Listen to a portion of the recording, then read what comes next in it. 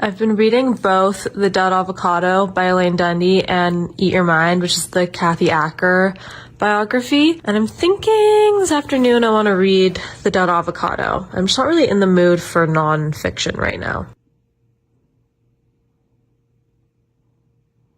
So I'm reading The Dead Avocado and I'm now almost 100 pages in. I'm 82 pages in. And it reminds me so much of Sex and Rage by Eve Babbitt, but also Black Swans by Eve Babbitt. Basically just like all of her writing. They're both very kind of frivolous and they're about love and affairs and women running around and having a fun time. I just never hear anybody talk about The Dead Avocado. And I guess that's kind of because it's an NYRB book. So from what I understand, NYRB publishes books that have been out of print for a while. And so maybe that's why I never hear anybody talk about this book ever. The only reason I ever found this book was I was just looking on the NYRB website and I thought the name was really funny. And then I also just loved the cover. It's so cute. So I kind of just took a chance on it. And yeah, it's crazy. It is so much like just everything that Eve Babbitt has written. So if you're a fan of Eve Babbitt, then I think you would really like The Dead Avocado by Elaine Dundee. I also think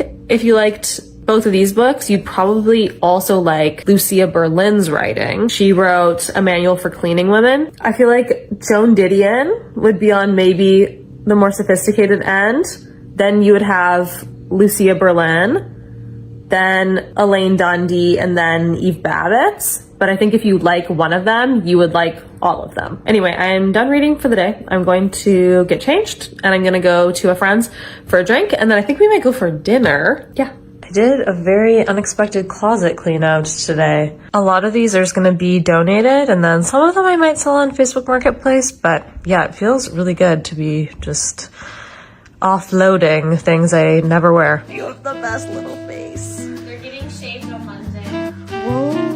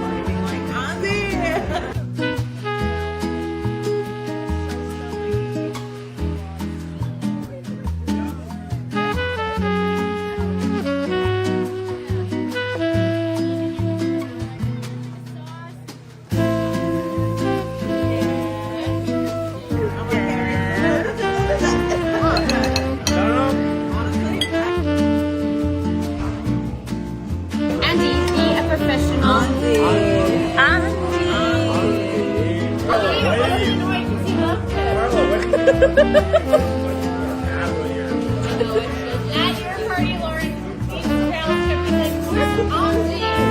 Where's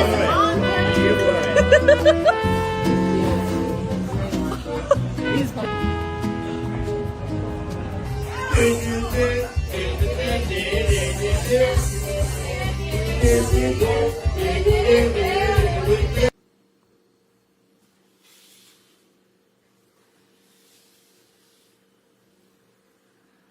I'm on the floor because I was just organizing some books that I'm gonna have. Oh, there's a huge piece of gross linty hair on my couch. That's disgusting. I'll vacuum that later. I'm on the ground because I was organizing some books that I'm gonna be putting in a TikTok tomorrow, kind of like a video where I recommend books based on other books that you may have enjoyed. So for example, if you liked The Guest by Emma Cline, then you should read Creep.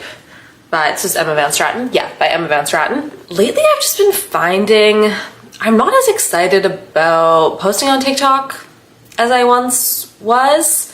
I really love posting on YouTube, and I think it's because it's long form content, so it feels like I get to be a little bit more creative with the editing. Just everything about it just feels like making a little movie every week, and that's really fun. And I get to have more of a story, and then also just engaging with you guys. I find a little bit more enjoyable, or maybe just it's just different. Like I feel bad because I got my start on TikTok, posting book recommendations on TikTok. I felt like I built this really fun community of people on TikTok, and maybe it's because I kind of slowly started moving a little bit away from just talking about books that I started attracting some other people to that account. Or I also think the book talk that existed when I started making videos has disappeared a little bit. Like a lot of the people that were making videos when I started on book talk aren't really making videos anymore. And like the people that I became friends with, they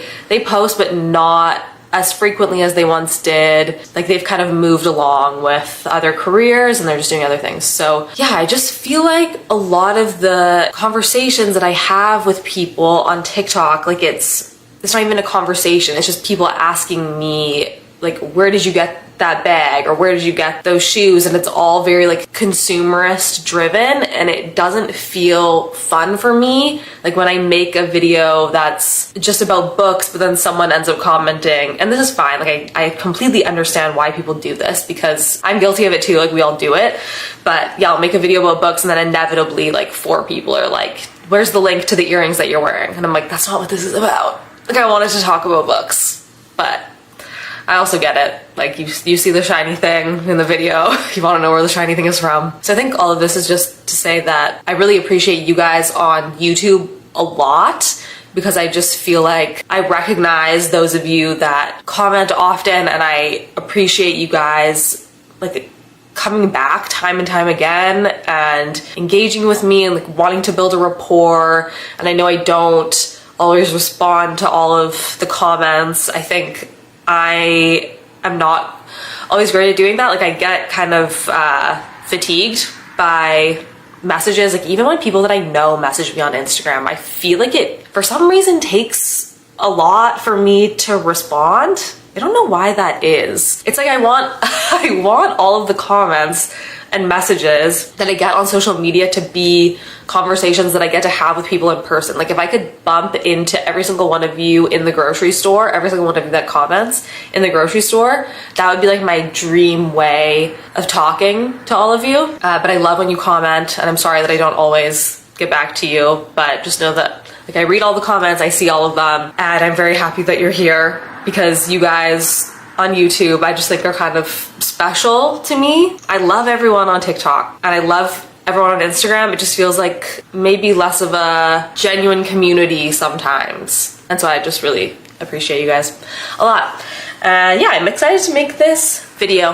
I think it'll be fun. I think I have lots of fun suggestions. Like if you've read Elena Knows by Claudia Pinheiro, you should read. This is probably my favorite book, and I kind of forget to talk about it actually. It's a Book of Common Prayer by Joan Didion, which I never really hear people talking about, but it's a phenomenal book.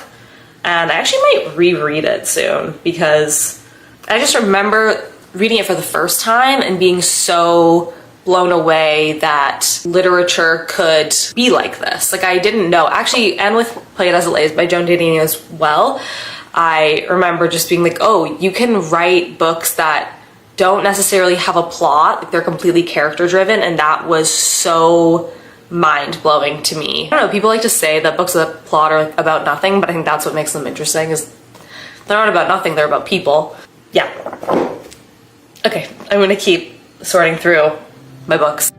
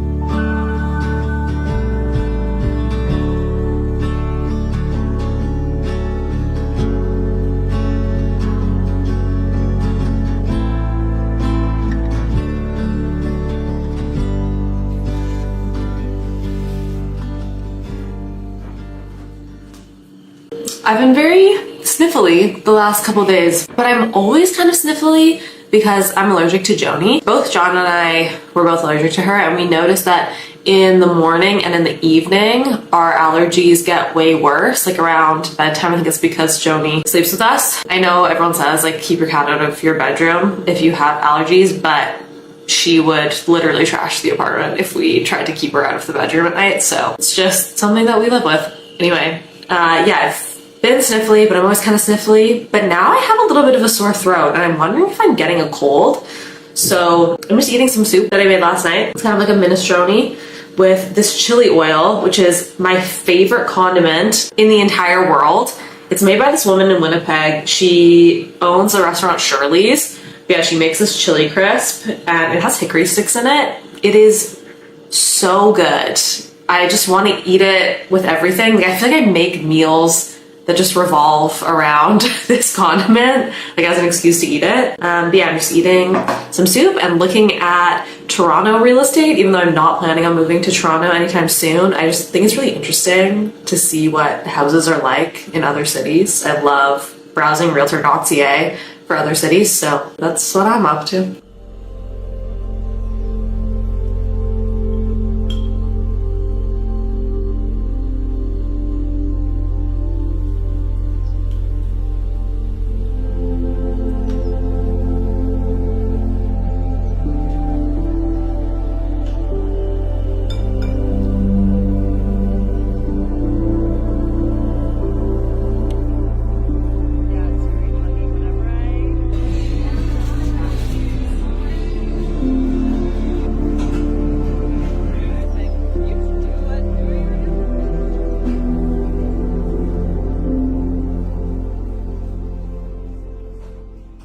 I feel like in the past I have talked to you guys about my bathing obsession. Like, bathing, I consider it a hobby, and I take a bath in the winter for sure every single day because it takes me a really long time to heat up after I've been outside in the freezing cold.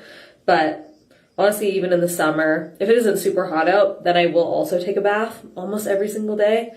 And I'm not exaggerating, like, this is not over dramatic. There are very few things in life that I love as much as taking a bath.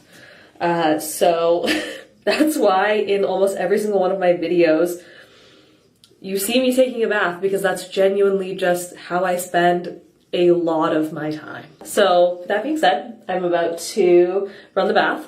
I have lit some candles. I have this copy of Apartmento that John got me for my birthday. So I'm gonna read some of that in the bath. And then I also have this book, Eat Your Mind by Kathy Acker, that I've been meaning to read forever. So I'm gonna try to read a little bit of that, drink some coffee, just chill in the tub. Definitely gonna have to take a melatonin tonight because it's kind of getting late, but that's okay. Coffee and baths, those are my things.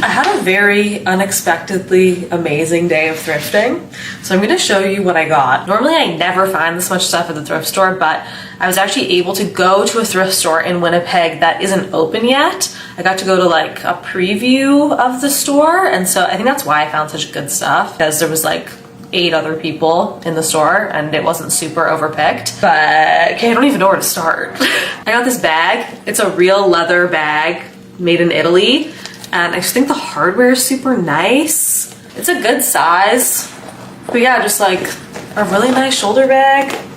I normally never find purses at the thrift store. I don't know why, I just don't have good luck with them, so this felt like a really good find. This next one I'm really excited about.